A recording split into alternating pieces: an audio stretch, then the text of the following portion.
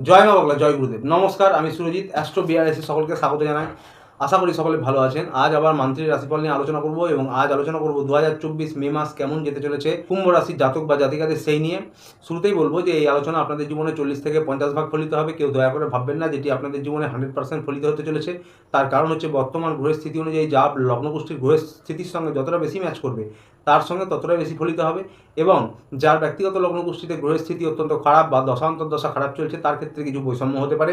এটি কারোর ব্যক্তিগত লগ্নকুষ্ঠি নিয়ে আলোচনা নয়, এই বিষয়টি মাথায় রেখে দেখবেন। এর উদ্দেশ্য হচ্ছে যা কিছু ভালো রয়েছে তা দেখে যেন আরও ভালোভাবে প্ল্যান করতে পারেন এবং যা কিছু খারাপ রয়েছে তা দেখে সতর্ক বা সাবধান হতে পারেন। তো আর বেশি দেরি না করে শুরু করবো আলোচনা। শুরুতেই বলবো যারা কুম্ভ রাশির পরীক্ষার্থী রয়েছেন তাদের উদ্দেশ্যে আপনাদের এই মাসটা কিন্তু 50% ভালো যাবে পড়াশোনার জন্য, আর 50% ভালো বলতে পারছি না। তার কারণ হচ্ছে শুরুর দিক থেকে আপনাদের অমনোযোগী হওয়া, পড়াশোনায় মন চঞ্চল অস্থির হওয়া এইগুলি হতে পারে এবং অন্য চিন্তা আসা মাথায়, যেমন খেলার প্রতি ঝোঁক বাড়া বা গেম খেলা মোবাইল নিয়ে বা কম্পিউটার ল্যাপটপ, এছাড়াও লাভ রিলেশন, এই সমস্ত দিকে মাথা যাওয়ার বা মন চঞ্চল হওয়ার, মন এসব দিকে বেশি মেতে যাওয়ার সম্ভাবনা রয়েছে। তো সুতরাং সেই জন্য বলছি আপনাদের বেশি করে প্রচেষ্টা করতে হবে, মনোসংযোগ বাড়াতে হবে। তা না হলে পড়াশোনায় মনোসংযোগ এই মাসে কম হতে পারে, বিশেষ করে শুরুর দিক থেকে ১২ তারিখ পর্যন্ত। এবং ১২ তারিখের পর থেকে পরিস্থিতি একটু বদলাতে পারে। তাই ১২ তারিখ পর্যন্ত অর্থাৎ প্রায় মাস পর্যন্ত আপনাদের একটু মনোসংযোগ বাড়াতে হবে পড়াশোনার ক্ষেত্রে। তাহলেই আপনারা প্রয়াস প্রচণ্ড করলে মনোসংযোগ দিয়ে তবেই আপনারা সফলতা পাবেন পড়াশোনার ক্ষেত্রে। যে কোনো কম্পিটিটিভ এক্সাম যদি থাকে, এক্সামের ক্ষেত্রে, অ্যাডমিশনের ক্ষেত্রে, উচ্চশিক্ষায় যারা রয়েছেন বা গবেষণামূলক পড়াশোনা করছেন, তন্ত্রমন্ত্র জ্যোতিষ নিয়ে যারা পড়াশোনা করছেন তাদের উদ্দেশ্যেও বলবো যে শুরুর দিকে আপনাদেরও কিন্তু অমনোযোগী হতে পারে আপনাদের যে সমস্ত সাবজেক্ট রয়েছে সেইগুলির উপর। তাই শুরুর দিক থেকে প্রায় মাস পর্যন্ত আপনাদেরকে একটু ভালোভাবে প্রয়াস করতে হবে। বন্ধুরা, এবার বলবো যারা প্রেম ভালোবাসায় রয়েছেন, লাভ রিলেশনে, তাদের উদ্দেশ্যে আপনাদেরও এই মাসে সন্দেহ হওয়া, অতিরিক্ত অধিকার ফলানো বা একে অপরের কথা বেশি সহ্য করতে না পারা, এরকম সম্ভাবনা হতেই পারে। তাই নিজেদের বোঝাপড়া উন্নত করুন। বিশেষ করে আপনাদের ১২ তারিখ পর্যন্ত এটি প্রবল হওয়ার সম্ভাবনা রয়েছে। ১৪ তারিখ থেকে ১৮ তারিখ পর্যন্ত তাও এর প্রভাবটা কমবে। ১৯ তারিখ থেকে আপনাদের সময়টা মোটামুটি ভালো আসবে। তাই নিজেদের বোঝাপড়া উন্নত করুন, সম্পর্ক উন্নত করুন, একে অপরকে সময় দেন, দোষ গোনাবেন না, সন্দেহ করবেন না, ইগোর সমস্যা দূরে সরিয়ে রাখুন, তাহলে সমস্যা অনেকটাই কম হবে। তো আপনাদের লাভ রিলেশনের ক্ষেত্রে 50% মোটামুটি বলা যেতে পারে ভালো যাবে। এবার বলবো যারা হাজব্যান্ড ওয়াইফ রয়েছেন, আপনাদের কিন্তু রোমান্টিকতা বৃদ্ধি পেতে পারে, প্রত্যাশা বাড়তে পারে, কিন্তু ইগো সমস্যা হবে, সন্দেহ দানা বাঁধতে পারে। সেই বিষয়গুলি খেয়াল রাখবেন। আপনাদের পার্টনারের শারীরিক টুকটাক সমস্যা হতে পারে এবং আপনাদেরও জেদ বৃদ্ধি পেতে পারে, আপনাদের পার্টনারেরও জেদ বৃদ্ধি পেতে পারে। এই বিষয়গুলি খেয়াল রাখতে হবে। তবে আপনাদের 14 তারিখের পর থেকে সময়টা বদলাবে এবং 19 তারিখ থেকে আপনাদেরও সময়টা ভালো। আপনারা কোথাও ঘুরতে যেতে পারেন, আনন্দ হুল্লোড় করতে পারেন এবং আপনাদের বোঝাপড়া উন্নত হবে। 19 তারিখ থেকে সম্পর্ক আপনাদের বেটার হবে।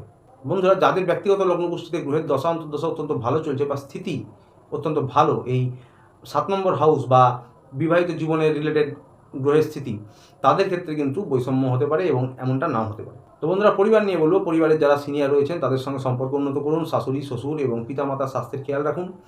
আপনাদের যারা ছেলে বা সন্তান রয়েছে তাদের কিন্তু একটু জেদ বৃদ্ধি হতে পারে। তবে 19 তারিখ থেকে আপনাদেরও পরিবারের আনন্দ হুল্লোড় হতে পারে এবং পরিবারে কিছু কেনাকাটা করতে পারেন, কোথাও ঘুরতে যেতে পারেন। 19 তারিখ থেকে সময়টা আপনাদের পরিবারের জন্য ভালো যাবে। বন্ধুরা, এবার কেরিয়ার নিয়ে বলবো। শুরুতেই বলেছি যে কেরিয়ার নিয়ে পরিশ্রম প্রয়াস কিন্তু একটু বাড়াতে হবে আপনাদের। তবে 14 তারিখ পর্যন্ত যারা সরকারি চাকরির জন্য প্রয়াস করছিলেন তাদের জন্য সময়টা ভালো।